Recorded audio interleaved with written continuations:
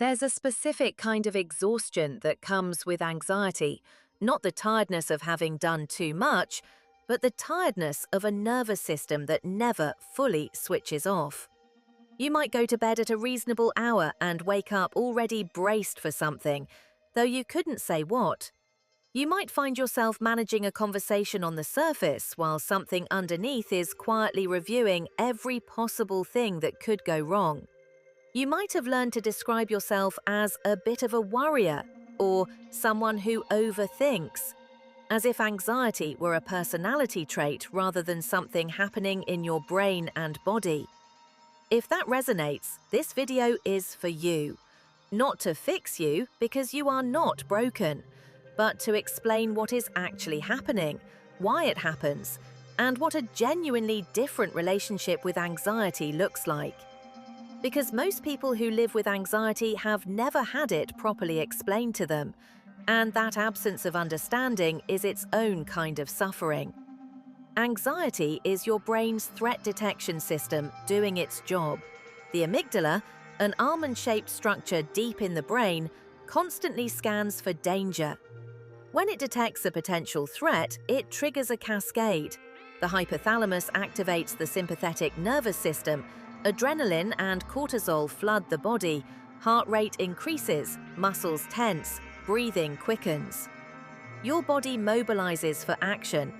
This system evolved over hundreds of thousands of years to keep humans alive in environments of genuine physical danger. It is extraordinarily effective at what it does. The problem is that it cannot distinguish between a predator and a difficult email. It processes social threat, uncertainty, embarrassment, and failure through the same system that once handled saber-toothed tigers. The modern world has changed almost beyond recognition. The amygdala has barely updated since the Pleistocene. This is not a flaw in you, it is a design limitation of a very old piece of hardware running in a very new world. Every physical symptom of anxiety is purposeful.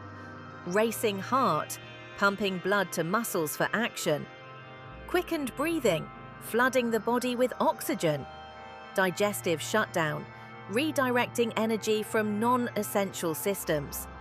Muscle tension, preparing for movement. Dilated pupils, widening the visual field to detect threat. Sweating, cooling a body about to exert itself. These are not malfunctions. They are a preparation system doing exactly what it was designed to do, in exactly the wrong situation. One of anxiety's cruelest tricks is that these physical sensations become their own source of fear. You notice your heart racing, and then you worry about your heart racing, which increases the alarm, which intensifies the symptoms. This is the anxiety about anxiety loop, sometimes called meta-anxiety, and it's one of the primary ways anxiety sustains and amplifies itself. Understanding that these sensations are preparation, not damage, doesn't make them comfortable. But it does remove the second layer of fear, and that alone can significantly reduce their intensity. Acute anxiety, a spike in response to a genuine stressor, is healthy and adaptive. It passes. Chronic anxiety is different. It's a nervous system that has become stuck in a state of low-level alert, treating ordinary life as a persistent threat environment. Several things contribute to this. Genetic predisposition plays a role. Some people have a naturally more reactive threat system. Early experiences matter enormously. Childhood environments that were unpredictable, threatening, or emotionally unsafe can calibrate the threat system to be hypervigilant. Chronic stress keeps cortisol levels elevated, which in turn keeps the amygdala more reactive. And critically, behavior maintains it.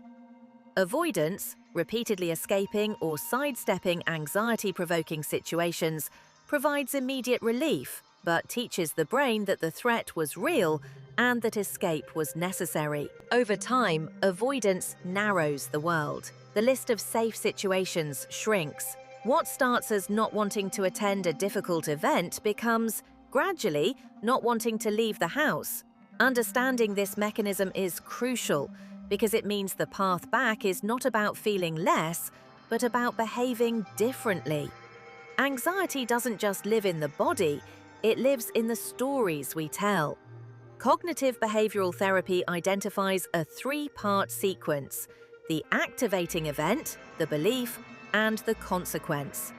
The event is often small, an ambiguous text, an unexplained silence, a physical sensation.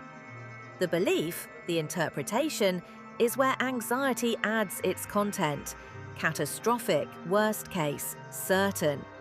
The consequence is the sustained anxiety that follows. Learning to distinguish the event from the interpretation, to separate what actually happened from the story anxiety constructed about it, is one of the most valuable skills available to someone managing chronic anxiety. This doesn't require toxic positivity or pretending things will be fine. It requires accuracy, asking what is actually most likely, rather than accepting the amygdala's worst-case projection as fact. If this is landing for you, please do subscribe to Healing Through Thoughts. There's an entire week's worth of content on this series, including daily shorts, and Series 4 is coming. Most people know fight or flight. Fewer know freeze and fawn. And recognizing your default response can be genuinely revelatory.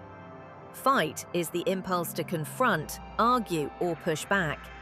Flight is the urge to escape, physically or emotionally. Freeze is the nervous system hitting pause, going blank, dissociating, being unable to speak or move. Fawn is the least discussed, appeasing the threat, becoming agreeable, making everything smooth to neutralize perceived danger. People-pleasing under stress is very often a fawn response.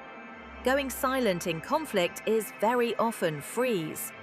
Both are sometimes mistaken for personality traits: passivity, conflict avoidance, pushover tendencies, when they are actually automatic nervous system responses that were selected for survival in circumstances that no longer apply.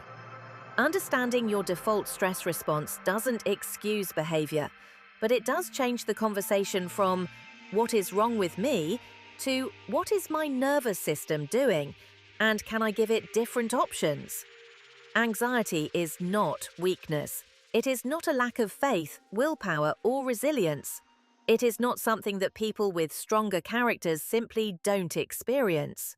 Some of the most capable, high-functioning, creative people in the world live with significant anxiety, because the threat system that causes anxiety is also the system that drives vigilance, attention to detail, empathy, and the capacity to anticipate consequences.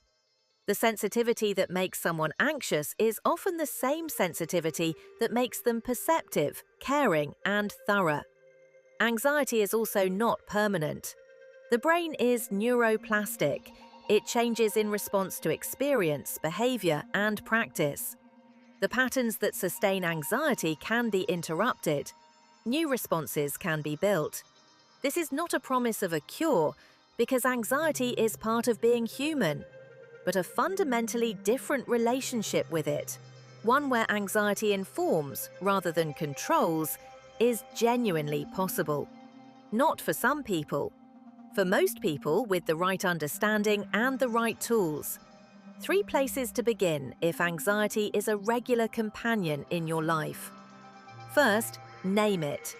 When you notice anxiety, say, even just internally, "I notice anxiety is here."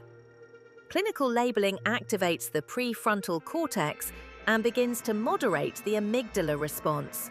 This is the name it to tame it principle, backed by neuroscience. Second, slow the exhale. A breath out that is longer than the breath in activates the parasympathetic nervous system, the counterpart to the stress response. 4 counts in, 6 or 8 counts out. Do this for 2 minutes when anxiety peaks. This is physiology, not mysticism.